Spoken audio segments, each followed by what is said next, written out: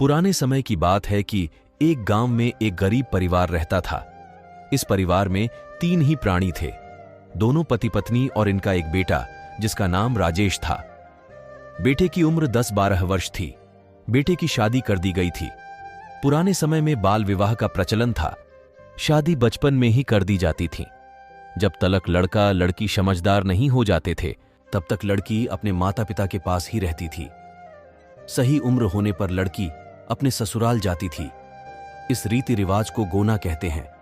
Gonna कराने का समय उम्र के हिसाब से ही होता था।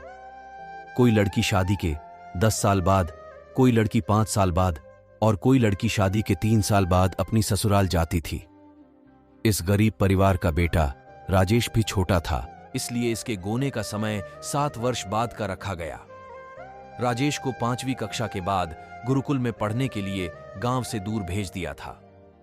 जहां राजेश का गुरुकुल था, वहीं पास में ही इसकी ससुराल थी। माह 2 माह में राजेश का ससुर इसे अपने घर घुमाने ले जाता था।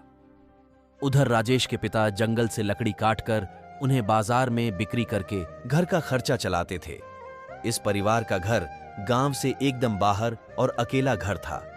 इनके घर के पास से ही एक रास्ता गुजरता था, जो कि वह अन्य दूसरे गांवों के लिए जाता था। आने जाने के लिए पैदल ही यात्राएं की जाती थीं, क्योंकि उस समय आज की तरह आने जाने के लिए इतने संसाधन नहीं थे। एक दिन शाम के समय एक राहगीर वहां से गुजर रहा था। अंधेरा होने की वजह से उस राहगीर की आगे जाने की हिम्मत नहीं हो रही थी। कुछ सोचकर उस राहगीर ने बाहर से आवाज लगाई, कोई है। आवाज सुनकर उस घर के अंदर से एक आदमी बाहर आया और बोला, क्या बात है भाई? वह राहगीर उस आदमी से बोला, भाई अंधेरा होने की वजह से मैं अपने गंतव्य स्थान तक पहुंचने की हिम्मत नहीं कर पा रहा हूं। मेरा गांव अभी बहुत दूर है। सर्दी के दिनों में दिन भी जल्दी छिप जाता है। अगर रात को आप मुझे अपने घर ठहरने की अनुमति दे दें तो आपकी बहुत कृपा होगी। सुबह जल्दी ही यहां से चला जाऊंगा और मैं आपको अन्य किसी तरह की और परेशानी नहीं दूंगा। मेरे लिए खाने की भी व्यवस्था करने की आवश्यकता नहीं है। उस ग्रामीण ने राहगीर की मजबूरी समझते हुए उसे रात को अपने पास ठहरने की अनुमति दे दी। थोड़ी देर बाद ही वह आदमी गहरी नींद सो गया। लेकिन आज की रात उस घर के मालिक को नींद नहीं आ रही थी। उस राहगीर के सामान को देखकर उस आदमी के मन में लालच आ गया, और लालच भी इतना भयंकर कि वह उस राहगीर के सामान को हड़पने के लिए एक बहुत ही खतरनाक योजना बनाने लगा। उसने अपनी पत्नी को आवाज दी, राजेश की मां सो गई क्या? राजेश की मां ने भी पलटकर आवाज दी, हां, हल्की सी नींद आने लगी थी। वह आदमी बोला, मेरे मन में एक विचार आया है। विचार? कैसा विचार? राजेश की मां बोली। तब वह आदमी बोला, क्यों ना हम इस आदमी का सामान हड़प लें? वह औरत बोली, नहीं, यह गलत है। वह आदमी यहां से जाकर अपने घर वालों को बताएगा कि मेरा सामान उस गांव के एक दंपति ने छीन लिया है, तो हमारी कितनी बदनामी होगी। वह आदमी अपनी पत्नी की बात सुनकर बोला, हम इसे किसी को भी कुछ बताने लायक ही नहीं छोड़ेंगे। वह कैसे? वह औरत बोली। आदमी बोला, हम इसकी हत्या कर देंगे और इसका सारा सामान हमारा होगा। हत्या का नाम सुनकर वह औरत डर गई और अपने पति से बोली, नहीं, यह जघन्य अपराध है। यह अपराध मैं तुम्हें नहीं करने दूंगी। तब वह आदमी बोला, राजेश की मां, ऐसी गरीबी में हम कब तक जिएंगे? न ढंग से कुछ खा सकते, न ढंग से अच्छे कपड़े पहन सकते। अपने पति की बातें सुनकर राजेश की मां बोली, जैसे भी हैं हम ठीक हैं। अपनी पत्नी की बात सुनकर वह आदमी बोला, नहीं, तंग आ चुका हूं ऐसी जिंदगी से। रोज पेड़ों से दिन भर लकड़ी काटो, फिर उन्हें बाजार लेके जाओ और मिलता क्या है? वही 2 आना 4 आने पैसे। इतना बोलकर वह अपनी कुल्हाड़ी उठा लाया और एक ही बार में उस राहगीर का काम तमाम कर दिया। यह दृश्य देखकर राजेश की मां बुरी तरह घबरा गई। कुछ देर बाद उस आदमी ने अपनी पत्नी को आवाज लगाई, मेरे पास आओ और मेरा साथ दो। इस लाश को मिट्टी में दबा देते हैं। राजेश की मां के पास अपने पति की बात मानने के अलावा कोई दूसरा रास्ता नहीं था, इसीलिए वह ना चाहते हुए भी अपने पति का साथ देने लगी। इस घटना के बाद से तो उन दोनों पति पत्नी के मन की घबराहट बिल्कुल खत्म हो गई।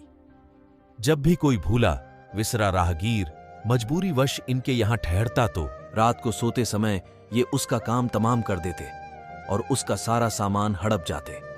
धीरे धीरे समय आगे बढ़ रहा था कि एक दिन एक नौजवान युवक लगभग 17-18 वर्ष की उम्र होगी। दिन ढले हल्का हल्का सा अंधेरा भी छाने लगा था। इनके घर पहुंच गया और बोला, आज रात में यहीं ठहरूंगा, सुबह अपने घर चला जाऊंगा और मेरा यह सामान है, इसे संभाल कर रख दीजिए और मैं खाना भी यहीं खाऊंगा। हल्की हल्की सी दाढ़ी और मूंछें, अच्छे से पैंट शर्ट पहने हुए, गठीला शरीर और रौवीला चेहरा देखने में सुंदर दिखता था। रात का खाना खाने के बाद वह राहगीर और वह दोनों पति पत्नी भी अपने अपने बिस्तरों पर सोने चले गए। उस आदमी ने देखा कि वह राहगीर सो चुका है तो वह अपनी कुल्हाड़ी ले आया। राजेश की मां बोली, वश बहुत हो चुका, अब बंद करो यह हत्याकांड। वह आदमी बोला, वश यह आखिरी है, इसके बाद नहीं करूंगा। राजेश की मां बोली, मैं हाथ जोड़कर तुमसे प्रार्थना कर रही हूं, वश करो और कितना पाप करोगे। यह राहगीर अभी बच्चा है, बिल्कुल हमारे बेटे की तरह है। अपनी पत्नी की बात सुनकर वह बोला, वश यह आखिरी है, इसके बाद यह काम बिल्कुल बंद कर दूंगा। राजेश की मां बार बार मना करती रही, लेकिन उसके पति के ऊपर तो लालच का भूत सवार था, इसीलिए उसने अपनी पत्नी की एक बात भी नहीं सुनी। कुल्हाड़ी के एक ही बार में उस राहगीर का काम तमाम कर दिया। दोनों पति पत्नी ने मिलकर घर के पीछे पड़ी खाली जगह में उस राहगीर की लाश को मिट्टी में दबा दिया और सो गए। सुबह को दोनों पति पत्नी खाना खा रहे थे कि तभी उनके बेटे की पत्नी यानी राजेश की पत्नी आ गई और वह अपनी सासू मां से बोली, मां कहां है वो? उसकी सास बोली, कौन? राजेश की पत्नी बोली, वही आपका बेटा राजेश। वह कल यहां आने से पहले मेरे पास गया था और वो मुझसे कहकर आया था कि मैं तुम्हें अपने साथ ही ले जाता, लेकिन मैं अपनी मां को आश्चर्यचकित कर यह देखना चाहता हूं कि वो मुझे पहचान पाएगी या नहीं, इसलिए वह अकेला ही आ गया था आपके पास। कहां है वो? कहीं छुप तो नहीं गया? अपनी बहू की पूरी बात सुनने के बाद दोनों पति पत्नी दहाड़े मार मार कर रोने लगे। ये कैसा अनर्थ कर दिया हमने? धन के लालच में आकर हम अपने बेटे को भी नहीं पहचान सके।